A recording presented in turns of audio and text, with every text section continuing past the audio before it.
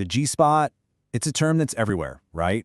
It's surrounded by so much hype, a lot of marketing, and frankly, a ton of conflicting information. So today, let's just cut through all that noise. We're going to get a really clear clinical look at what G-spot enhancement is all about, what it is, how it actually works, and what the science really says. But let's kick things off with a big question, something to kind of chew on. What if the G-spot isn't what you think it is? What if that popular idea we all have, from magazines and online, isn't the whole story? Because honestly, answering that question is the key to understanding everything else. To get straight answers on something this personal, you really need to go to a true expert in women's intimate health. And for this explainer, our guide is Dr. Farzana Khan from the Women's Health Clinic. Her specific background is, well, it's pretty much perfect for this topic, and it's why we can dig into the clinical facts with real confidence. So let's just quickly look at her qualifications. It all starts with the foundation, right? She earned her medical degree from the University of Copenhagen way back in 2003. But honestly, it's what she did after that that's so crucial for our conversation today. We're talking more than 20 years of hands-on medical experience. And not just any experience. She specialized in fields like dermatology and gynecology, which, as you can imagine, are directly tied to all this. And then, here's the real kicker. In 2012, she got a specialized diploma in sexual and reproductive health. And this wasn't just any diploma, it's from the Royal College of Obstetricians and Gynecologists. So yeah, that specific qualification, it makes her a true clinical authority on exactly what we're about to dive into. All right, so now that we know who we're getting our information from, let's get to it. Let's tackle the main event, the G-spot. It's time to separate the actual anatomical facts from all the myths and fiction floating around out there. So, what's the deal? Is it really this magic button? Some single tiny spot that unlocks incredible pleasure for everyone? I mean, that's the perception, but the clinical reality is so much more complex. And honestly, it's way more interesting. Okay, so here's the big reveal. There is no single spot. It just doesn't exist like that. Anatomically, experts like Dr. Khan call this area the Clitourethrovaginal complex. Yeah, it's a mouthful, so let's just call it the CUV complex. Think of it less like a button and more like a functional zone. It's this whole area where the internal parts of the clitoris, the Skene's glands, and the urethra all come together and interact. That is the area that these procedures actually target. So let's just bust the two biggest myths right here, right now. First, this idea that everyone has a distinct, easy-to-find G-spot. The reality? Sensitivity in that CUV complex we just talked about varies hugely from person to person, and that is 100% normal.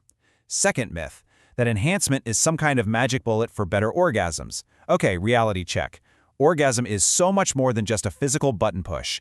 It involves your mind, your emotions, your connection with your partner, the whole shebang. Okay, so with that anatomy lesson in mind, let's actually look at the procedures.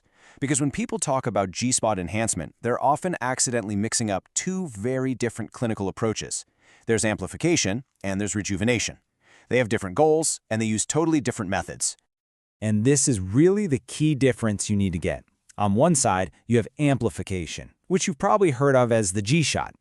This uses a hyaluronic acid filler to create physical volume, a little cushion designed to increase friction. It typically lasts about 4 to 6 months. On the other side, you have rejuvenation, or the O-shot. This is completely different. It uses your body's own platelet-rich plasma, or PRP, to help regenerate nerve endings and increase sensitivity. It doesn't create bulk, but the effects can last much longer. We're talking 12 to 18 months. So yeah, two very different tools for two very different jobs. So what does the procedure itself actually feel like? Well, it's pretty straightforward. First, the clinician carefully maps out the target area on the anterior vaginal wall. Second, they use a really fine needle to inject either the filler or the PRP. And finally, if filler is used, the material is just gently molded a little bit to create a smooth, slightly raised surface. And that's about it. Now, here's a fascinating twist. This procedure, which most people think of as purely aesthetic, often comes with an unexpected but clinically recognized medical benefit that can be an absolute game changer for some women. And that surprising benefit is helping with mild stress urinary incontinence. It's actually a pretty simple mechanical thing.